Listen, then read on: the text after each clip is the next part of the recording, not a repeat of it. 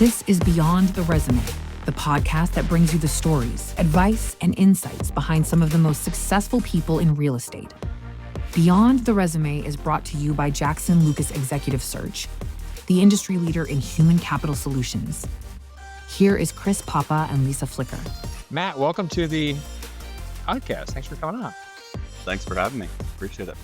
How are things in Camden, my home state in New Jersey? I know people in Camden think they're in Philadelphia, though, right? Yeah, that's Philly behind me. I got a great view of Philly. We're here in the heart of Camden, really helping to revitalize Camden, New Jersey. We're really proud of the work around here with affordable housing. Well, that's certainly an endorsement for people considering coming out there just to see your backyard, because I'm pretty jealous of that ocean view. Pretty fantastic. When I'm on a phone call, I'll just turn around and stare at the boats going by. It's nice. That is nice. And so you are the COO, Chief Operating Officer at the Michaels organization. I mean, the Michaels organization is huge. A lot of different verticals, strategies. You got to keep it all together, I think, right? Tell us about Michaels. I mean, take as long as you want. There's a lot to tell. And can you tell us about, let's start there. Yeah, so Michaels was founded in 1973, and we are a vertically integrated real estate development, investment, and management company. We focus on 4 distinct asset classes. First is affordable housing. For the past several decades, we've been one of the largest privately held owners and operators of affordable housing in the country. We specialize in LIHTC, Section 8, USDA, virtually everything affordable housing. Second is military housing. So again, we are one of the largest on-installation military housing partners with the Department of Defense. We have some really exciting projects coming up, many of which I'd like to discuss with you later on, including a first-of-its-kind barracks privatization, hundreds of new units for soldiers and their families across our 6 Army projects, and a 5,000-bed expansion of our San Diego unaccompanied housing project known as Pacific Beacon. Third is student housing. We provide both on and off-campus solutions for our university partners and their students. And last is multifamily housing. And here we provide both high-end and luxury housing solutions like our 111 Willoughby high-rise in Brooklyn, New York, and also attainable housing solutions for the missing middle, residents who are earning 80 to 120% of area median income. We partner with municipalities, hospitals, and Fortune 500 companies to provide unique housing solutions for their constituents, their employees, nurses, teachers, etc. Our vision is to create communities that lift lives, and I believe we really accomplish that across all of our asset classes by taking care of our residents, not only of today, but of tomorrow as well, by providing safe and affordable housing to our residents across 80,000 units and across 39 different states, including the Virgin Islands. We continue to experience smart and responsible growth. Again, I mentioned we're a 50-year-old company, and we have a $4 billion pipeline, and I really could not be more excited about the next 50 years. So back when you were young, Matt, a kid in school, were you thinking you wanted to have a career in real estate? Was affordable housing something that you knew about or thought about? It wasn't. So not initially, at least. I actually studied politics, of all things, at Princeton, thinking I wanted to become a politician. The Woodrow Wilson School of Public Policy, whatever it's called? I was not in Woody Woo. I was in the politics department. Good reference there. One day, I thought I wanted to be president aspirationally. Something changed. Yeah.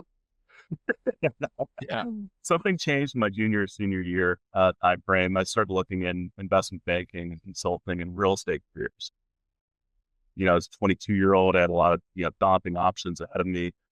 But at the end of the day, I wanted to be able to look back on my career, look at the things that I built and the painful impact that I would have on people and their lives. And that naturally sort of led to a career in military housing first, then affordable housing later, multifamily down the road. I've spent my entire career in real estate, which I feel is somewhat rare these days. So I've seen just about everything at this point. It's that depth of experience, I think, that, allows me to navigate, the challenging landscape that real estate can be.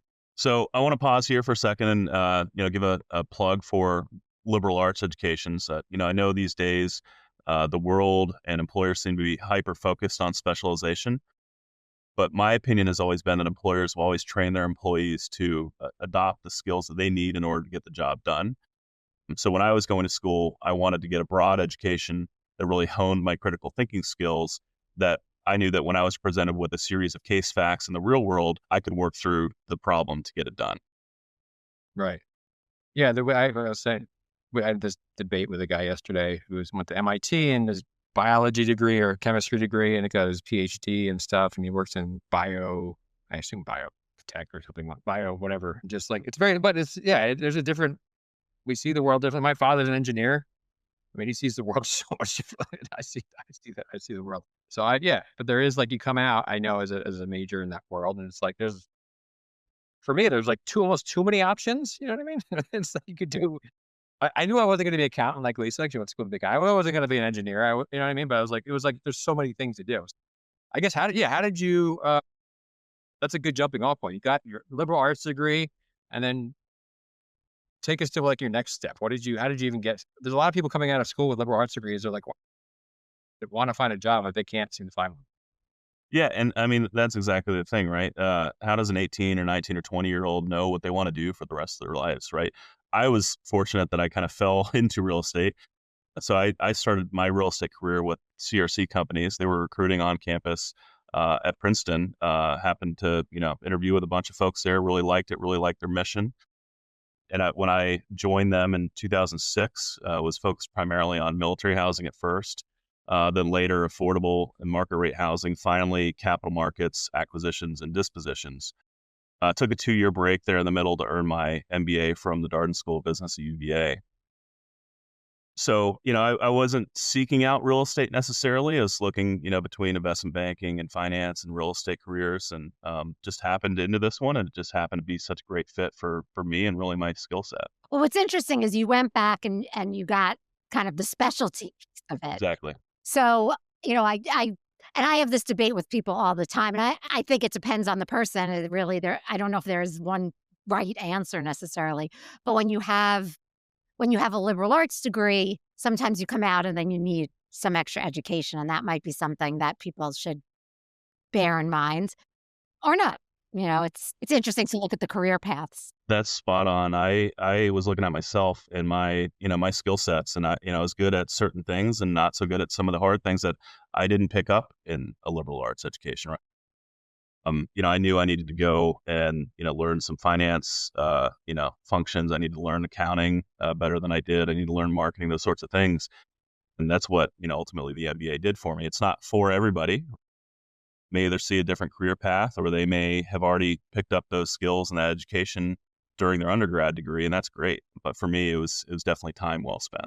What was the learning curve getting into like real estate's a lot of things, but there's a finance piece to it.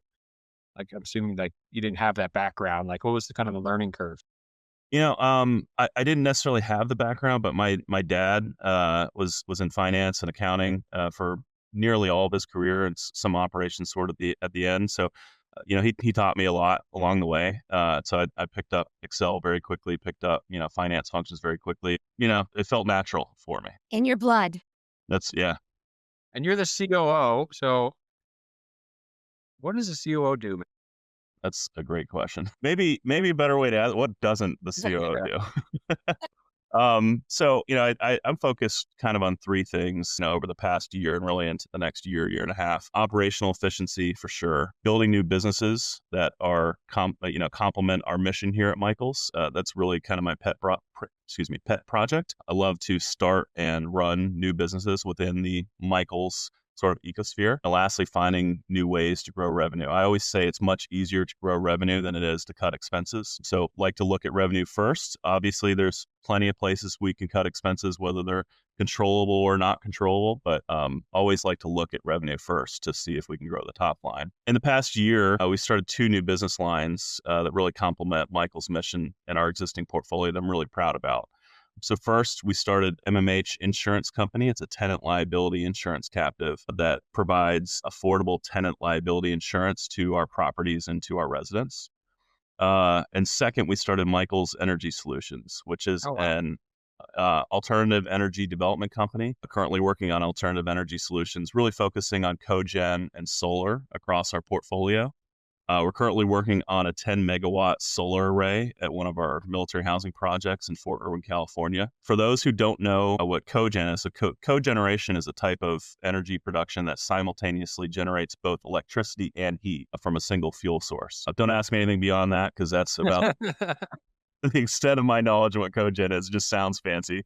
But in doing so, it really helps us lower our utilities costs and, helps increase the resiliency of our energy usage, because we're really generating our own electricity there with the cogen plant. And how big is Michael's work? I mean, you guys are huge. Like, tell me, like, the unit count, like how approximately. Yeah, so we have about 80,000 units. It's like your own ecosystem. Like, That's spot on, Chris. That's what I love about Michael's. It's we have such a large existing portfolio with 80,000 units, 630 properties. There is a way to maximize and increase the efficiency on just about every one of these properties. And so whether it's energy or whether it's utility savings or it's insurance or it's revenue, whatever the case may be, there's some way to optimize each of these properties, and each day sort of presents a new challenge in doing so. And what's interesting is because you have all these different lines of business, you see the problems and then you can solve for them. Yeah. Which is exciting. And when I think about, you're kind of cutting edge. So when you think about the real estate market, what do you think's going to happen? What's your prediction for young students who might be coming out of school and thinking about, should I go into power? Should I go into affordable housing? Gosh. What do you think? AI. I don't want to know about AI, man. Yeah, we're dipping our toes into AI. We're using Elise AI, some maintenance AI functions, some accounting AI functions, some leasing AI functions. So we like to think of ourselves as like a fast follower. We don't want to be the first mover in tech. We want to be a fast follower. We want to adopt technology quickly, and be sort of we're a huge organization, again, 3,000 people. But be limber enough to where we can pivot to whatever the best technology that we see for our properties. But, I think it's a fool's errand, honestly, to try to predict what's going to happen, especially in real estate. But, it's interesting looking back at the past 5 years, and sort of where we are today, and then some trends we're seeing over the past, 90 to 180 days. Since COVID, we saw, huge increases in labor costs, both for construction and management of our real estate assets. We saw rising construction costs. It really never normalized, right, since COVID. We saw, big spikes in lumber and other materials, and obviously big spikes in labor as well.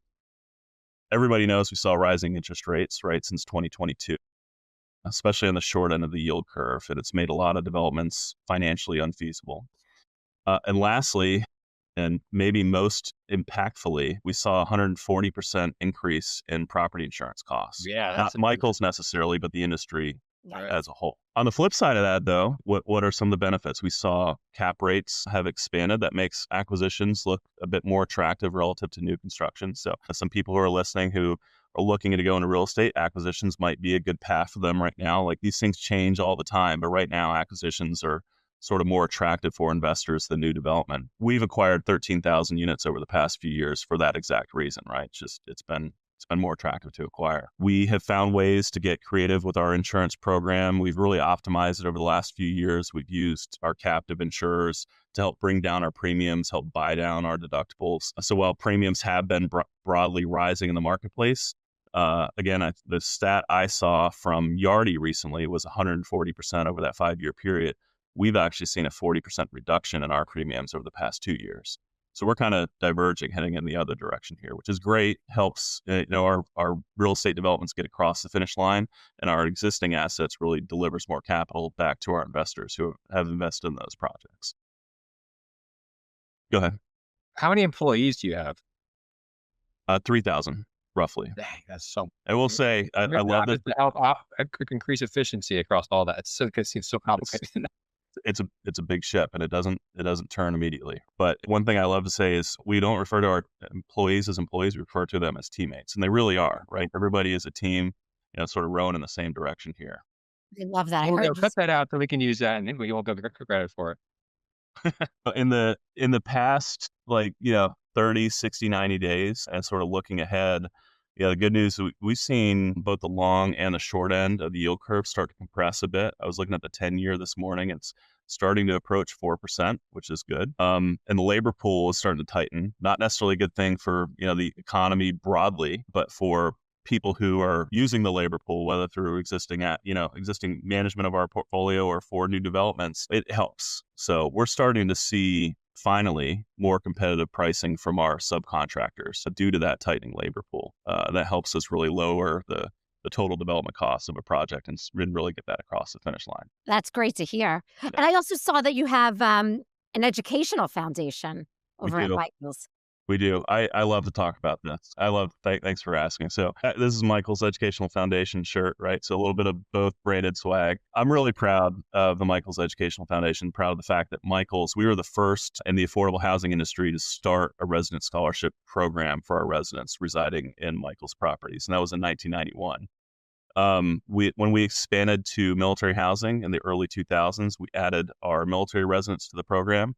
And then finally, when we expanded to to student housing and the teens, we created a program for those residents as well. Many of our scholars are the first in their families to attend a college, a university, a vocational, or a trade school. In 2025 so far, we've raised $4 million. We've given out $2.4 million of scholarships to our deserving residents. That makes it the single largest year of scholarship awards that we've had in our history. And we still have more scholarships to award later this year. Since 1991, we've awarded more than $19 million of scholarships to more than 4,000 resident scholars. And all of our donations are generously matched 2-to-1 by our founder, Michael Levitt, and his wife, Pat Levitt. That's Awesome. beautiful. We need to start a scholarship, Lisa. I know. Can't compete with that, though. That's so cool. And having the residents, that's like, and that is like next level. That's Chris's dream, would be to have all those residents and be able to give them all scholarships. I love that. It's like Oprah. That's so cool. And then I could just mentor them all. Yeah, there's a stat. I don't remember the stat. Mark Morgan, our CEO, he loves to quote this, but there's a stat that a resident in some of our affordable housing developments who doesn't get the proper schooling, et cetera, by a certain age is so many words behind, right, and the vocabulary, and that's such a hard hurdle to overcome in their life that it's the least we can do to help them go to a college or a trade school, right, by providing them a scholarship. Yeah, so we always have a number of projects here in Camden. We just closed on Oliver Station, which is a partnership with Virtua Health to provide housing to Camden residents, to homeless residents even. Jonathan Lubanski, our head of affordable development, was just telling me a story last night actually at the Eagles game. Go Birds. He was telling a story about how he was helping with move-ins. We had a large mass lease signing. I think we moved in like 40 plus residents the other day. And he was moving a gentleman in who was homeless, and this was the first home he was going to have. He was talking about, I'm getting a little choked up thinking about, this is mine. Like, I can put my stuff here. And Jonathan's like, yeah, this is all yours. You can put whatever you want in your space. And then right next door, actually part of the project itself, the Virtua Health has offices there to help provide healthcare services to our residents there. That's so beautiful. I love that. I usually go into this with a really joke, but that was such a nice story. I'm not going to do it. So I feel warm inside after hearing that. I love that. It's so cool. I love Camden, and I think it's such a great. There's so much potential there. I mean, there's a Rutgers campus there that it just went through a lot of hard times. It has, and there's so much history here. And I moved here 5 years ago, and it is night and day from what I heard what Camden was and what it is now, and a lot of that is due to Michael's. A lot of that is due to other partners here in and around Camden who have really invested in this city. And Mayor Vic is a fantastic mayor. He's really doing great things to help the city grow and become what it intends to be. So it sounds like you have experience in Virginia and New Jersey. Are you from either of those states originally?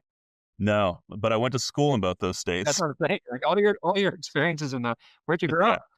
No, I was born in Virginia, actually Charlottesville. So when I went to business school at Darden, it was kind of like going home a little bit, but I spent most of my formative years in Georgia. Okay.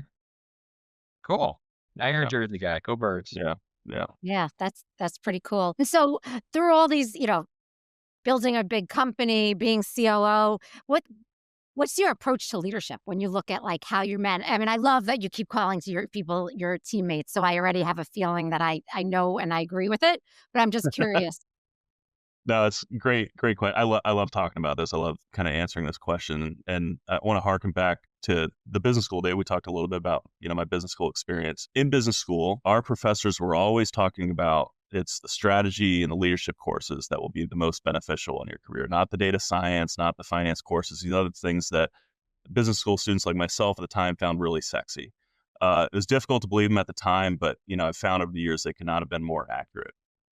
The dean of Darden at the time, during a class day visit where prospective students were visiting the school to determine if they wanted to attend the school for the next 2 years or not, said a few words that will always stick with me for the rest of my life. He obviously wanted everybody in the room to attend Darden, but he wasn't trying to convince us to go there. Instead, he said, go where you'll do your best work. So you think about that for a second.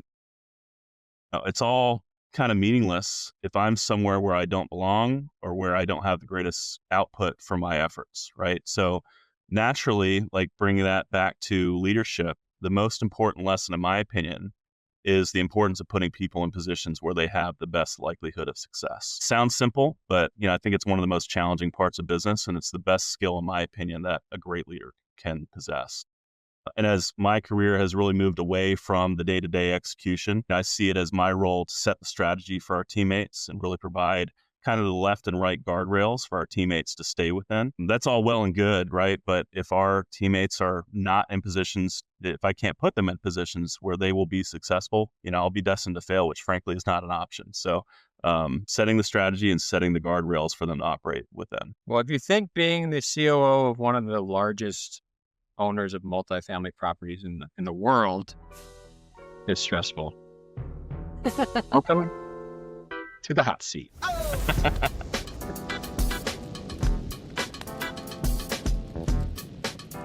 I think Matt's gonna do just fine here in the hot. All right. All right, my seat's heating up. We'll start you off easy. Do you have a favorite book? I do, and I've gotten this question a lot in my career over my career. And my answer has always been the same. The Real Estate Game by William Porbu. So I read it as an entryway as I was graduating from school to try to learn more about real estate. And for anybody looking to get into real estate development and investment, it's such an easy primer to understand about how to go about investing in your own real estate deals. Because when you enter the real estate world, you really have to enter with an investor mindset and enter as if you are the investor, right? Even though you may be working for a large 3,000 person organization, you really have to have that investor mindset. And this book was written back when real estate could be underwritten on the back of an envelope, long before these days of complicated Excel models, which I try to stay out of these days. But really simple way to understand the real estate game. So I'd highly recommend it to anybody out there looking to get into real estate. That's awesome. I never read that one. I was doing this recruiting thing for real estate for a number of years, and people would throw around these big fancy words and investing in these big portfolios. And then I read personal real estate investing. Like, how do I buy like a 2-unit multifamily property? And I was like, it's the same freaking thing almost, right? It's just scale. It's the same principles. Just, it's scale. That's all it is. Add some zeros. There you are. It's a few zeros between friends. Exactly. What is your, let's skip around. Yeah, there have been a ton, but one that it may not seem like the most memorable because we just closed it. But it's the most important and most impactful, I think, in my career to date. So let me take it back a little bit first. So in 1996, the military privatized their military housing. Most military housing was redeveloped then in the 2000s, late 2000s, early 2010s. The military avoided a massive, I think the estimates at the time were like a $20 billion deferred maintenance problem that they had at the time. And they leveraged private investment into their military housing communities. We're now 20 to 30 years into these privatization efforts and these projects, and the living conditions have been improved drastically from when the military maintained and managed and owned and constructed these homes. But the military still maintains and manages and constructs barracks, which are intended not for families, which was the military family housing privatization, but for our unaccompanied service members or those service members who don't have dependents. So when funding, wars and other military necessities over the past few decades, the investment into military barracks has been, by my understanding, somewhat minimal. So we approached the Army a few years ago to replace barracks at Fort Irwin, California. They loved the idea, and they approved a first-of-its-kind privatization of Army barracks on an Army installation, which we just broke ground on Wednesday of this week. So we are building 552 beds for unaccompanied service members stationed at Fort Irwin.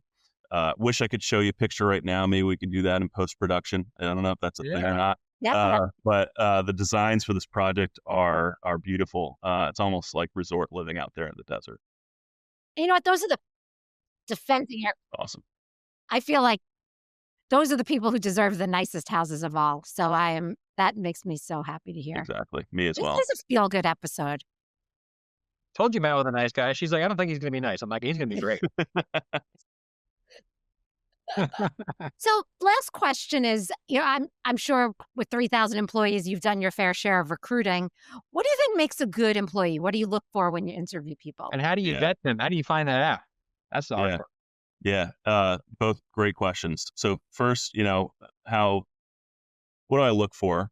It's pretty easy. It's intellectual curiosity, right? So I can manage around just about any other strength or weakness that a candidate may or may not have. But if you are not intellectually curious, if you're not going to dive in, you're not going to figure out how to solve complex problems, it'll be a challenge, right? So what I always tell our organization when I'm asked, what can I do to sort of get ahead here? I say, most importantly, raise your hand, right? Raise your hand.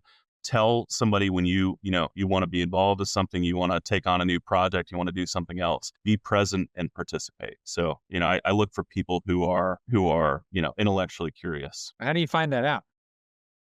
Through the interview process, first and foremost, and then, through promotions, right?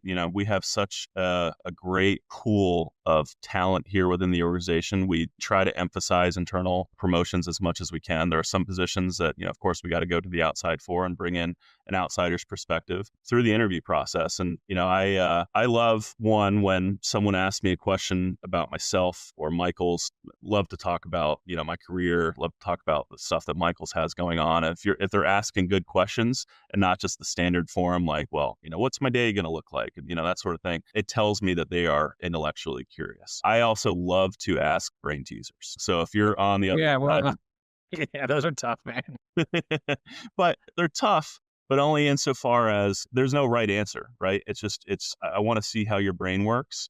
If you're on the other side of an interview from me, you can count on me asking you a brain teaser, and it's going to have nothing to do with real estate. My favorite is to ask how many golf balls can fit inside a Boeing 737. Secondarily, if I don't ask that, I ask how many people are at the Philadelphia airport right now at this moment. The important part is not the answer. The important part is your thought process, how you got there, and teasing that out of somebody is going to tell me whether or not they're intellectually curious. What is the right answer, though? There's not one. So I did have somebody say, just threw out a number once. I'm like, you gotta give me more. You gotta tell me, how did you get there? Like, prove I'm not right. You might be right. It might be 91,706 golf balls, but how did you get there? Prove I'm not right. Exactly. Now, you mentioned your father was in finance. We all know we don't do this alone. I love how you refer to your colleagues as teammates. Like, who have you been your mentors throughout your career in your life? Yeah. Great question. So, my dad, first and foremost, right? He taught me the importance of investing and, frankly, best invention known to man, which is compounding interest at a young age. We bought stocks together when I was in middle school, some of which I still hold today. He's instilled in me that, while it's more challenging, saving a little bit in your teens and 20s is so much more beneficial in the long run than saving in your 30s, 40s, or 50s, right? Don't get behind in your savings. Start early, start often. So I have him to thank for that investor mindset. And I would be remiss, frankly, if I didn't mention John O'Donnell and Mark Morgan here at Michaels. I've been working with them closely for the past 4 years and still feel like every interaction with them, I learn something new every time.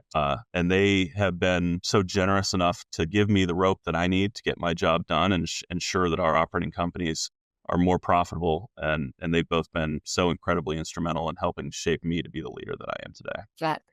That's wonderful. You know what? It is true. You can't do anything alone. And if people don't support you around you, you're never going to make it up. So Takes a village. It does take a village. Well, Matt, thank you so much for coming on today. It was really a pleasure to get to know you, to get to know your company, and we look forward to spending some time together in the future.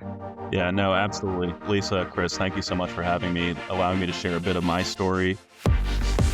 Thank you for listening to Beyond the Resume, a Jackson Lucas podcast where we take a deep dive into the career journeys of some of the top minds in real estate and equip you with the knowledge to move forward in your path towards the success you've envisioned. Make sure to like, share, and subscribe to Beyond the Resume. We're grateful for your support. All episodes of Beyond the Resume are brought to you by Jackson Lucas, building inclusive and diverse businesses through talent acquisition. Visit us at jacksonlucas.com.